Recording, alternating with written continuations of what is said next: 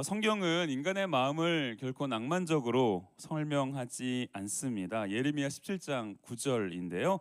만물보다 거짓되고 심히 부패한 것은 마음이라 누가 능히 이를 알리오마는 이렇게 말씀합니다. 이 둘째 아들의 문제는 단지 철없음이 아닙니다. 죄로 인해 자기 자신만 바라보는 인간의 그 깊은 어두움이 이 둘째 아들에게 있었던 문제였습니다. 그렇게 살았던 최초의 인물이 아담이었고, 아담 이후로 태어난 모든 사람이 그런 삶을 살았고, 지금 저와 여러분도 마찬가지로 그 부패한 마음을 가지고 살고 있습니다. 물론 재력이나 학력 등 여러 가지 외적인 치장으로 조금은 다르게 느껴지는 사람들이 있을 수 있습니다. 그러나 그의 눈과 마음, 그의 생각 깊은 곳에 들어갈 수만 있다면 그 사람도 역시 불완전하고 이기적인 인생임을 아는 것은 그리 어려운 일이 아닙니다. 오늘 본문에는 죄로 인해 눈과 마음과 생각이 가려진 한 사람이 등장합니다. 그는 이 아버지의 사랑이라는 따뜻한 그늘 아래 살았지만 그 사랑을 알지 못했습니다. 그래서 자신이 하고 싶은 대로, 자신이 보고 싶은 대로, 자신이 그냥 생각하는 대로 그렇게 사는 철없는 인생이었습니다. 주변의 조언과 만류에도 아랑곳하지 않고 자기 확신과 신념에 따라 결정하는 이기적인 인생이었습니다. 아마도 그는 어렸을 때부터 자신이 원하는 건 결국 하고야 마는 삶을 살았을 겁니다. 자신의 바람과 욕심에 충실한 삶을 살았을 겁니다. 철저하게 자기 중심적인 사람, 그는 바로 오늘 본문에 등장하는 이 둘째 아들입니다. 어느 날 이 둘째 아들에게 고민이 하나 생겼습니다. 어떻게 살면 내 삶이 지금보다 더 행복해질까? 어떻게 살면 내 삶이 지금보다 더 기쁘고 즐거울까? 그런 둘째 아들의 고민에 아버지는 후순위입니다. 가족도 후순위입니다. 오직 자신의 행복, 자신의 기쁨만이 1순위입니다. 그렇게 자기 삶을 위한 푸르른 청사진을 그리다 보니 한 가지 사실을 깨달았습니다. 이 자신의 계획을 이루기 위해서는 돈이 필요하구나, 물질이 있으면 되는구나, 이런 사실을 깨달았습니다. 이 돈이 많으면 많을수록 좋다는 것은 동서고금을 막론하고 누구나 아는 사실입니다. 둘째 아들도 어떻게 하면 큰 돈을 얻을 수 있을지 고민했을 것이고 나름의 해안을 얻습니다. 나중에 아버지가 자신에게 유산으로 물려줄 그 재산을 미리 땡겨서 받는 겁니다. 이렇게만 된다면 이 둘째 아들로서는 가장 빠른 시기에 가장 쉬운 방법으로 가장 큰 돈을 얻을 수 있습니다. 쉽고 편안한 길이 있다면 누구나 그 길을 선택합니다. 이에 둘째 아들도 다른 방법을 고민하지 않고 언젠가 유산으로 물려받을 재산을 미리 달라고 아버지에게 요청합니다. 아들이 아버지에게 재산을 달라고 할 때 이 재산이라는 단어를 살펴보면요, 본질 이런 뜻입니다. 본질. 이 단어에는 중요한 함의가 있습니다. 이 팔레스타인 이스라엘 땅에서 재산은 사람의 인생의 본질적인 것으로 여겨질 만큼 중요했습니다. 재산이 있고 없고 혹은 많고 적고는 단지 양의 차이가 아니라 개인의 생명과 공동체의 유지에 영향을 미치는 굉장히 중요한 본질적인 것이었습니다. 이 아버지의 생명을 위해 있어야 할 본질과 같은 재산, 공동체의 유지를 위해 있어야 할 본질과 같은 재산, 이 둘째 아들은 그런 재산을 지금 오로지 자신만을 위해 내어달라고 한 겁니다. 그의 말에는 아버지가 어떻게 되든 상관없음을 전제합니다. 가족이 어떻게 되든 내가 무슨 상관이냐는 지독한 이기심이 그의 마음에 깊이 배어 있습니다. 오로지 그의 눈이 향하고 그의 마음이 지금 있는 곳은 아버지도 아니고 가족도 아니고 재산입니다. 그의 행복과 기쁨과 만족은 오직 그가 물려받을 재산에 있습니다. 마태복음 6장 21절인데요. 우리 함께 읽겠습니다. 시작. 내 보물 있는 그곳에는 내 마음도 있느니라. 이 둘째 아들의 마음은 아버지에게 있지 않았습니다. 재산에 있었습니다. 그의 보물은 오직 그가 물려받을 재산입니다. 어쩌면 우리에게도 이 둘째 아들과 같은 마음이 있을 수 있겠다 싶습니다. 둘째 아들이 끝까지 포기할 수 없었던 것이 재산이었다면 우리에게도 포기할 수 없는 것이 하나쯤은 다 있다는 말입니다. 이런 질문을 드려보고 싶습니다. 지금 나에게 있는 재산이 다 사라져도 믿음을 지킬 수 있겠는가? 지금 나에게 있는 건강이 다 사라져도 믿음을 지킬 수 있겠는가? 사랑하는 가족을 잃어도 믿음을 지킬 수 있겠는가? 여러분 어떠십니까? 만약 우리 중 누군가 실제로 이런 일을 겪는다면 어떤 분은 하나님은 살아계시지 않는다고 고백하며 하나님을 떠나는 분이 계실 수도 있습니다. 반면에 어떤 분은 넘어지고 좌절하고 절망에 빠지더라도 끝끝내 그 고통의 터널을 통과하는 분도 계실 겁니다. 마치 우리가 알고 있는 욥처럼 말입니다. 욥기 1장 21절 22절 함께 읽겠습니다. 시작. 이르되 내가 모태에서 알몸으로 나왔사온즉 또한 알몸이 그리로 돌아가올지라. 주시니도 여호와시요 거두시니도 여호와시오니 여호와의 이름이 찬송을 받으실지니이다 하고 이 모든 일에 욥이 범죄하지 아니하고 하나님을 향하여 원망하지 아니하더라. 만약 하나님이 우리에게 있는 것을 거두어 가신다면 우리가 믿는 하나님은 내가 잃은 것을 다시 언젠가 나에게 주실 수 있고 때로는 더 좋은 것으로 우리의 삶을 채우실 수 있는 분이심을 우리는 믿어야 합니다. 그 믿음의 힘으로 우리 삶이 어떤 형편에 처하든지 하나님의 이름을 찬양하고 하나님의 이름을 높이는 겁니다. 우리 입으로 하나님을 향한 불평과 원망의 말을 내뱉기보다 오히려 우리 삶의 주권자가 되셔서 우리 삶을 인도하시는 하나님을 향해 하나님은 살아계십니다. 하나님은 전능하십니다. 하나님은 제 삶을 지키시고 인도하시고 책임지십니다. 이런 신앙 고백을 올려드릴 수 있는 겁니다. 혹시 우리에게 있는 두 손 중 한 손은 하나님을 향하고 다른 한 손은 세상에서 내가 내려놓지 못하는 것을 꽉 부여잡고 있지는 않으십니까?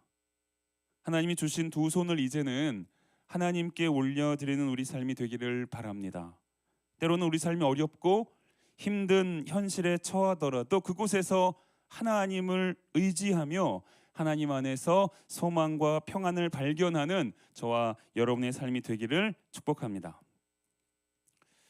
아버지에게 재산을 물려달라고 말한 둘째 아들은 다시 집으로 돌아올 생각을 안 했던 것 같습니다.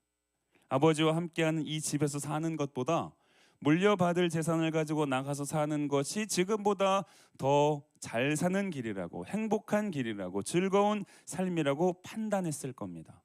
문득 이런 생각을 해봤습니다. 아버지는 안중에도 없고 오로지 재산을 물려받아 밖에 나가서 살려고 하는 이 둘째 아들의 마음을 과연 아버지는 알았을까 몰랐을까? 여러분 아버지가 알았을까요 몰랐을까요? 이 부모의 마음은 다 읽히잖아요. 읽혀요. 이 둘째 아들의 성장기를 다 지켜본 아버지라면 알았을 겁니다. 그러면 만약 여러분이 아버지였다면 가족 공동체의 유지를 위해 꼭 필요한 본질과 같은 재산을 미리 달라고 해요. 아직 아버지가 죽지도 않았는데 그 유산을 미리 달라고 해요. 아빠, 엄마, 어차피 물려줄 거잖아. 지금 땡겨줘.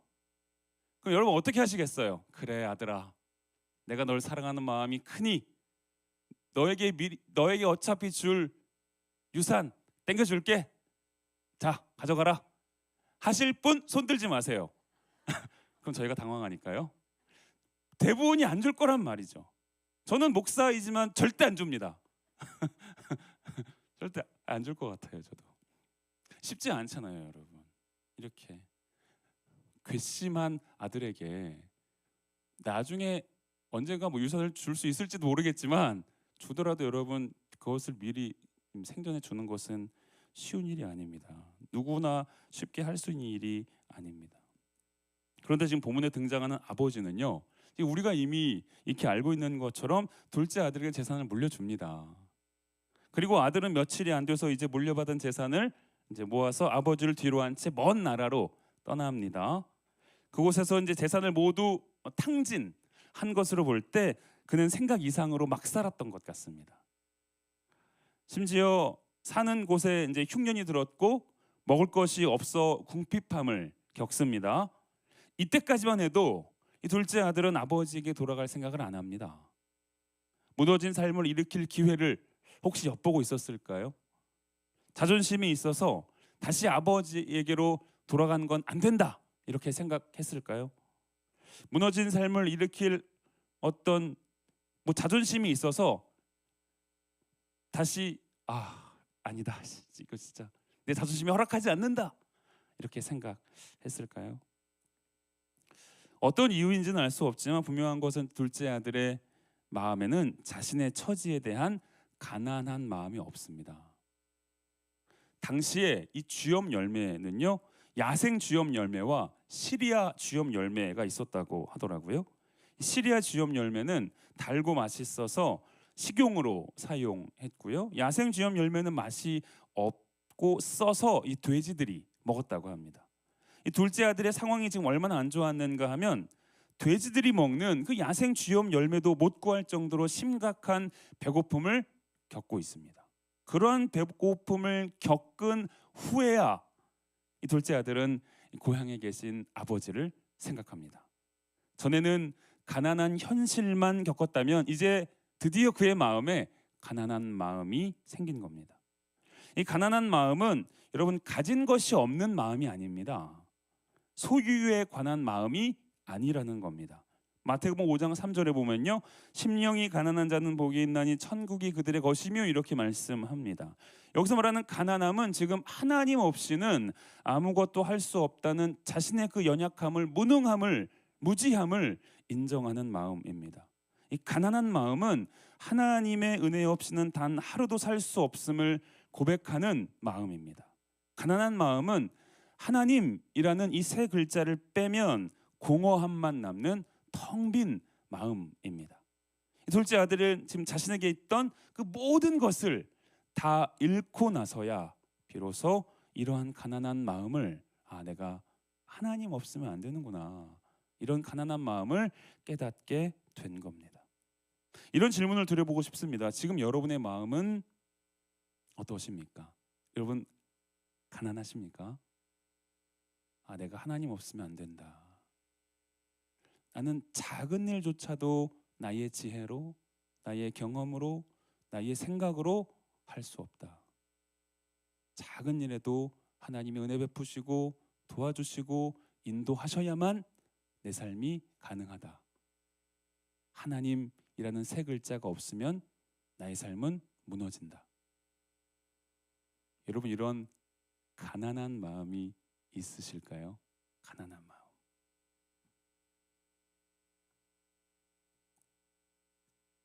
사람이 무지한 이유는 오늘 본문의 둘째 아들처럼 최악의 상황이나 극한의 궁지에 몰리지 않는 이상 하나님 앞에 엎드리지 않습니다.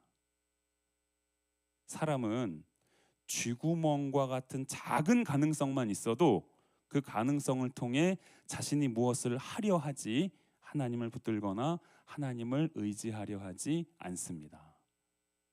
그래서 우리에게는 여러분 더 가난한 마음이 필요한 것이죠. 여러분 부유한 사람에게도 세상에서 떵떵거리며 잘 나가는 사람에게도 부족함이 없이 충분한 행복과 기쁨을 누리며 사는 사람에게도 가난한 마음이 필요합니다.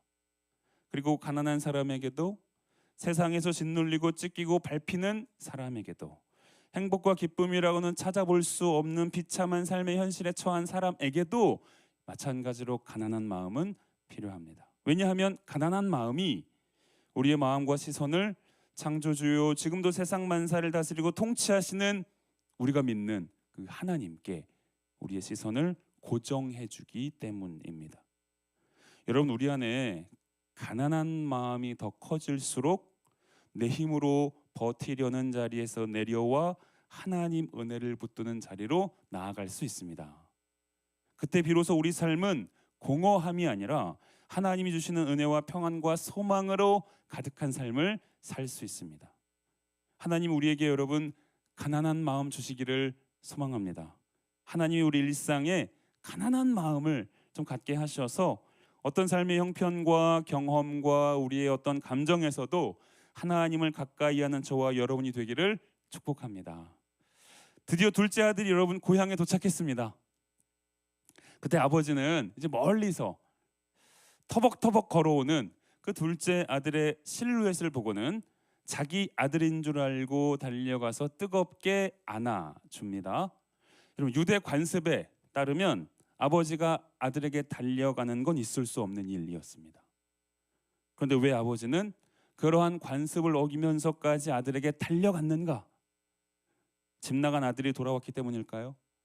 그리워했던 아들을 다시 보게 됐다는 기쁨의 표시일까요?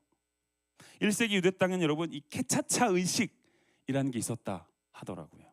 이 케차차라는 말은 잘라내다 이런 뜻입니다. 잘라내다. 가족의 재산을 다 잃는 것과 같은 이 막심한 불효를 저지른 인간은 유대 공동체에서 잘라내야 한다며 그가 마을 입구에 들어설 때 수치와 모욕을 주어 공동체에 못 돌아오게 하는 것, 그게 개차차 의식이에요. 그게 마을 사람들은 지금 둘째 아들이 돌아오는 것을 보고 개차차 의식을 행하려고 했을 겁니다. 그 의식이 행해지면 아버지는 아들을 못 봐요. 쫓겨나니까요. 아예 둘째 아들은 그 공동체 안으로 못 들어오니까요. 들어오기도 전에 쫓아내니까요. 아버지는 멀리서 실루엣만 보고 끝입니다. 만날 수는 없어요. 그래서 여러분 아버지는 지금 아들을 향해 뛰어서는 안 되는 그 유대 관습과 그 체면을 뒤로 하고 마을 사람들이 케차차 의식을 행하기 전에 먼저 뛰어가서 아들을 안아주며 그 케차차 의식이 행해지는 것을 몸으로 막은 겁니다. 여러분 둘째 아들이 아버지에게 행한 짓을 생각하면 이러한 아버지는 흔치 않습니다. 오히려 보통의 아버지라면 돌아온 아들이 용서해달라고 애원해도 용서해 줄지 말지를 고민할 거예요. 그런데 오늘 본문에 등장하는 아버지는 여러분 다릅니다. 과거에 아들이 어떻게 행동했는지, 돌아온 아들이 지금 자기 잘못에 대해 반성은 했는지, 다시 한번 이제는 자신의 잘못을 뒤로하고 건강하게 정직하게 아버지를 섬기며 효도하며 잘 살겠다라는 마음을 가졌는지, 여러분 이런 마음은 아버지에게 중요하지 않아요. 이런 마음을 확인하는 것은 돌아온 것으로 충분해요. 여러분 돌아오면 되는 거예요. 돌아오기만 하면 묻지 않습니다. 따지지 않아요. 뭘 점검하고 뭘 확인하지 않아요. 그냥 아들을 위해 축제를 열어요. 이게 아버지입니다, 여러분. 이게 생각해 보면 우리는 하나님과의 관계의 회복을 마치 나에게 어떤 문제가 생겨서 하나님을 바라보지 못하고 있으니 뜨겁게 회개하고 다시 하나님께로 돌아가는 것 정도로 이해합니다. 그런데 곰곰이 생각해 보면 오늘 본문에서 먼 나라에 갔다가 재산을 탕진하고 돌아온 둘째 아들과 아버지의 관계가 여러분 깨졌다가 회복된 걸까요? 어떻게 생각하세요? 집을 나가기 전에는 부자 관계였는데 집을 나간 후 아버지와의 관계가 희미해진 걸까요? 약해진 걸까요? 여러분 그렇지 않아요. 둘째 아들이 집을 나가기 전에도 아버지는 그를 아들로 여겼습니다. 유산을 물려받아 먼 나라로 간 후에도 아버지는 그를 아들로 여겼어요. 그래서 기다리는 거잖아요. 아들로 안 여겼으면요, 그래 너랑 나랑은 끝이다, 너는 너의 삶을 살고 나는 나의 삶을 살겠다, 기다릴 이유가 없잖아요. 근데 여전히 아버지는 그 둘째 아들을 아들로 여기고 있기 때문에 얘가 어디에서 어떻게 사는지 모름에도 불구하고 여전히 아버지를 그리워하며 그 자리에서 늘 아들이 오기만을 기다렸던 거죠. 그럼 재산을 다 잃고 빈털터리로 돌아온 후에도 아버지는 여전히 그를 아들로 여기고 있습니다. 그래서 뛰어간 거잖아요. 캐차차 의식이 행해지기 전에 얘를 안아주려고, 그 의식을 막으려고. 다시 말해서 아버지에게 둘째 아들은 그가 어느 곳에서 어떤 삶을 살았든지 간에 언제나 자신의 아들이었습니다. 언제나. 그런 면에서 하나님과 우리의 관계는 우리 삶의 어떤 모습이나 영적 상태에 따라 회복이 필요한 관계라기보다는 하나님이 나의 아버지심을 인식하고 다시 우리 삶이 하나님 앞에 돌아오면, 그렇게 하나님 앞에 다시 서기만 하면 이미 유지되고 있는 하나님과 우리의 그 부자 관계가 확인되는 관계라고 할 수 있습니다. 우리는 늘 하나님 앞에 자녀로서 어떤 자격이나 수준을 갖추어야 한다고 생각합니다. 더 거룩하고 경건하고 말씀과 기도를 가까이 하고 교회 구석구석에서 수고하고 섬기는 어떤 한 섬김, 그런 헌신, 그런 어떤 신앙적 성숙함, 그런 것들이 우리에게 있어야 한다고 생각합니다. 그럴 때 하나님과 올바른 관계를 유지하고 있음을 자신에게 말하고, 그러한 모습이 우리에게 없을 때는 하나님과의 관계 회복이 필요하다고 말합니다. 그러나 여러분, 어떤 모습을 갖춤으로 하나님 앞에 선다면, 여러분께 묻고 싶어요. 자신 있으세요? 여러분이 어떤 자격을 갖춤으로, 어떤 신앙적 성숙함을 갖춤으로 하나님 앞에 설 때 하나님이 그래, 사랑하는 내 아들아, 내 딸아, 이렇게 생각해 주신다면 여러분 자신 있으세요? 저는 좀 없어요. 자신이. 전 여러분 중에도 주님, 제가 이런 모습으로 하나님 앞에 당당히 설 수 있습니다 라고 말할 분이 많이 계시지 않을 거라 생각합니다. 우리의 삶의 모습으로 하나님 앞에 설 수 있다면 우리는 늘 하나님 앞에 고개를 숙이게 됩니다. 늘 면목이 없죠. 송구하죠. 죄송하죠. 왜냐하면 하나님의 말씀을 가까이 하기보다는 우리는 늘 오히려 우리의 욕심과 이기심과 그러한 죄를 가까이 하는 삶을 여러분 매일 살고 있기 때문이죠. 그런데 오늘 본문이 여러분 우리에게 지금 보여주는 것은 아버지는 둘째 아들을 한 번도 내 아들이 아니라고 생각한 적이 없었다는 거예요. 한 번도. 둘째 아들이 아버지의 사랑을 다 몰라도, 아버지의 마음을 다 헤아리지 못해도, 설령 아버지에게 큰 아픔과 슬픔을 주어도 아버지는 그 둘째 아들을 늘 내 아들로 여겼습니다. 내 아들. 마치 우리가 하나님 말씀에 온전히 순종하며 사는 것보다 오히려 불순종하며 사는 연약하고 부족한 인생임에도 불구하고 하나님은 늘 우리를 그분의 자녀로 여기시는 것처럼 말입니다. 우리가 하나님을 잊고 사는 순간에도 하나님은 우리를 잊지 않으십니다. 우리가 스스로 자녀의 자격이 없다고 느끼는 순간에도 하나님은 여전히 우리를 사랑하는 자녀로 인정하십니다. 우리는 완벽해서 잘해서 하나님의 자녀가 된 게 아닙니다, 여러분. 은혜로 된 거잖아요. 은혜로. 우리는 어쩌면 무자격자에 무자격자에 가까운 게 아니라 무자격자예요. 무자격자인데 하나님의 은혜로 우리를 자녀 삼아 주셨고, 하나님의 은혜로 자녀 삼아 주셨음에도 불구하고 우리는 여전히 무자격자로 살잖아요. 무자격자로. 근데 하나님이 우리를 향하여 베푸신 그 자녀의 특권을 거두지 않으시는 거예요. 계속 유지해 주시는 거죠. 은혜로요. 은혜로.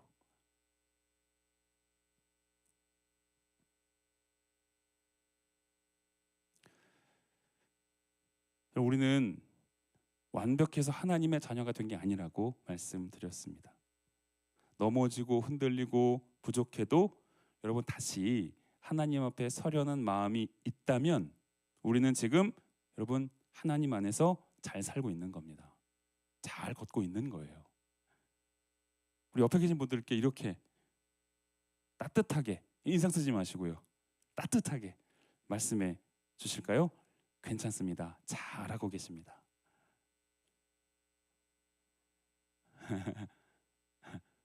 여러분, 그래도 뭔가 괜찮은 게 맞나?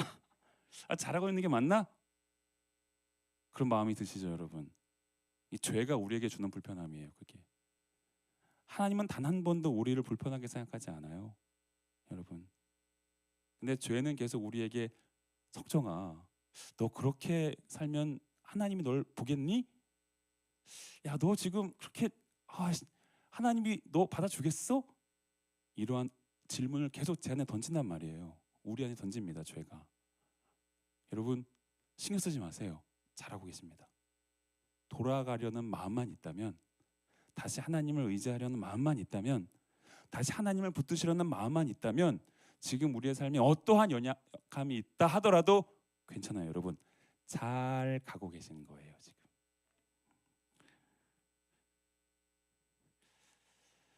두 가지를 정리하고 설교를 마치려고 합니다. 사랑에는 이름과 어둠이라는 양면성이 있는 것 같습니다.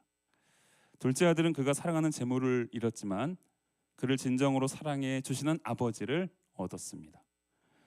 돌아온 아들에게 버선발로 뛰어간 아버지는 일평생 그가 지키며 살아온 관습과 체면은 잃었지만 그가 사랑하는 아들을 얻었습니다.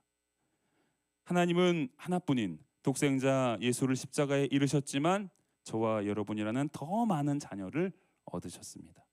예수님은 그분의 생명을 잃으셨지만 더 많은 생명을 얻었습니다.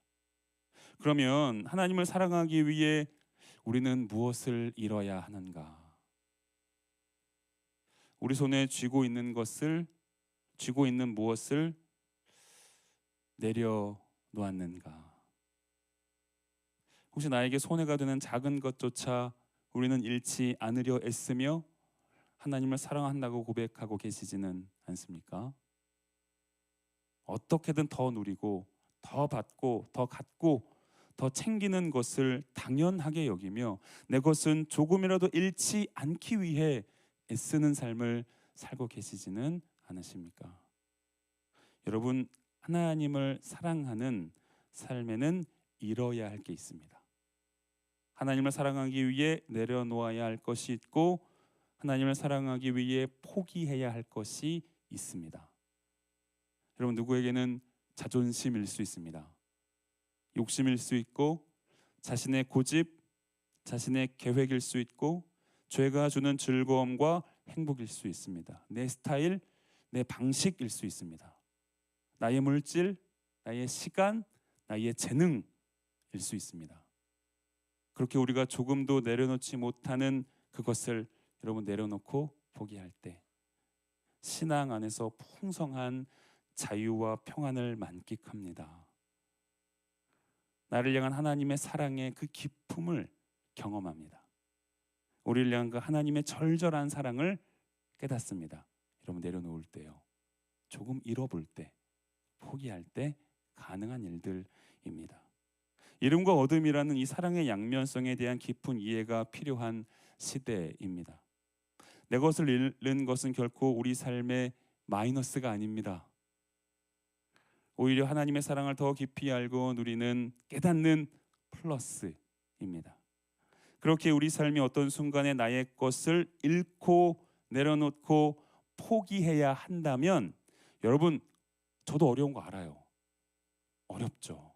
맞아요, 여러분. 주저하게 되죠. 머뭇머뭇하게 되죠. 여러분, 그때 한번 도전해 보시기를 권면합니다.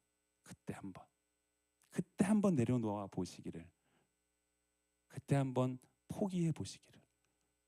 그러면 하나님 안에서 누리는 사랑이 이런 거구나, 은혜가 이런 거구나, 자유가 이런 거구나, 여러분 그때 알게 되는 겁니다. 두 번째는 본문에 나오는 아버지는 재산을 물려줍니다. 유대인 율법학자들이 유대교의 모든 사상에 관하여 이제 해설한 책 탈무드에 보면 이런 기록이 있습니다. 네, 제가 읽어볼게요. 자신이 살아있을 때 자기 재산을 자녀에게 물려준 사람은 아무리 부르짖어 기도해도 응답받지 못한다. 이런 글이 탈무드에 있습니다. 당시 유대 배경에서 생전의 유산을 물려주는 경우는 없습니다, 여러분. 그래서 어떤 신학자는 살아계신 아버지에게 재산을 달라고 한 이 둘째 아들의 요청은 아버지를 죽은 사람으로 여긴 것이다, 이렇게 말했습니다.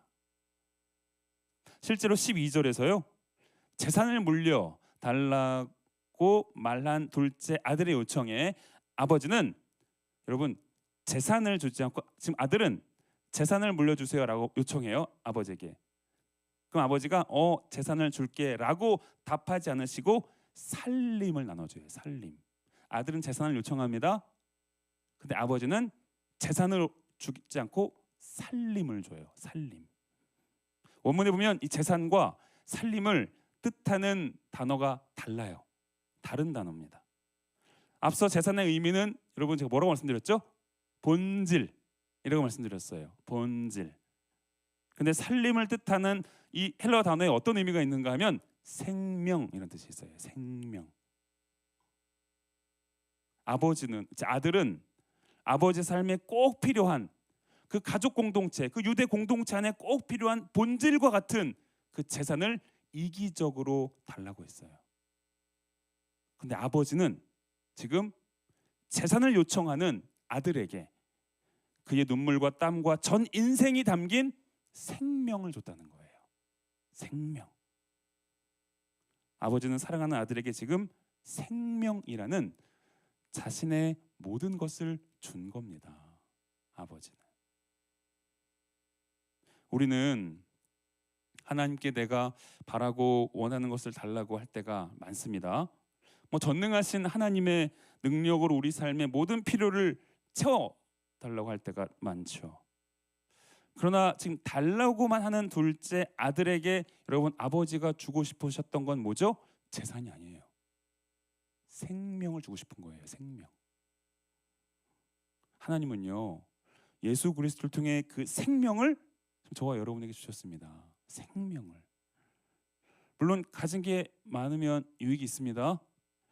권력을 가지면 편하겠죠? 이처럼 여러분 상대적으로 누군가보다 내가 더 많은 것을 갖고 더 많은 것을 누린다면 그것은 우리 삶에 분명 도움이 있습니다. 유익이 있어요. 그러나 하나님의 관심사는요, 우리가 삶에서 무엇을 누리느냐가 아닙니다. 생명이 있느냐예요. 하나님의 관심사는. 지금 하나님이 우리에게 무엇보다 주길 원하시는 것은 여러분 재산이 아니에요. 힘이 아니에요. 뭘 건강히 하셔야죠. 다 있으시면 좋겠어요. 저도. 근데 하나님이 정말 저와 여러분에게 주시고 싶은 건 여러분 그것과는 비교할 수 없는 생명이라는 거예요. 영생입니다. 영생. 여러분 지금 살아있는 것이 그리고 영원히 살게 될 것이 우리가 하나님께 받은 가장 큰 선물이에요. 가장 큰 선물. 여러분 우리는 내가 하나님께 받은 가장 큰 선물이 물질이 아니라 건강이 아니라 가족이 아니라 나의 어떠한 재능이 아니라 생명이라는 사실을 반드시 기억해야 합니다. 여러분 재물을 가진 자가 부유한 인생이 아닙니다. 생명을 가진 자가 부유한 인생이에요. 명예와 권력을 가진 자가 부유한 인생이 아닙니다, 여러분. 생명을 가진 자, 여러분, 영생을 누리는 자가 부유한 인생인 거예요.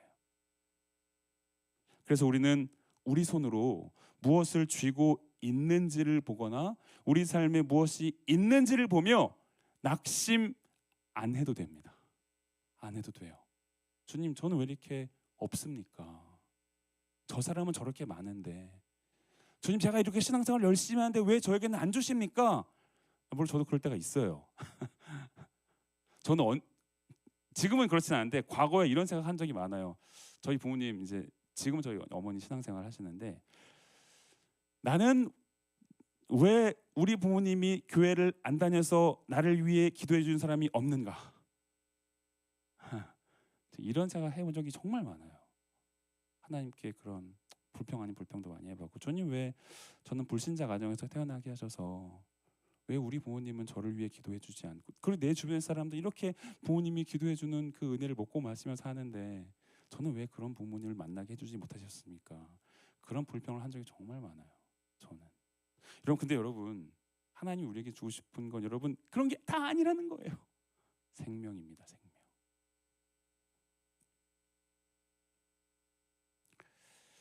여러분, 사랑 안에서 잃는 것은 끝이 아니라 하나님 안에서 더 깊은 생명을 얻는 시작입니다.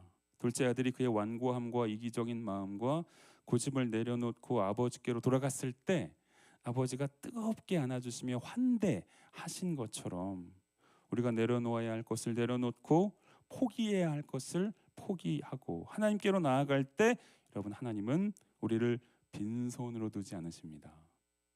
오히려 우리의 빈손에 세상이 줄 수 없는, 그 어떤 사람도 줄 수 없는 은혜를 채우시고 그 공허하고 빈 마음에 하나님의 사랑을 부어주시며 그 가난한 심령에 예수 그리스도의 생명을 더욱 풍성하게 하십니다. 여러분, 오늘도 하나님이 무엇보다 우리에게 주시려는 그 생명을 붙들고 하나님의 사랑 안에서 참된 부유함을 누리며 사는 저와 여러분이 되기를 소망하고 축복합니다.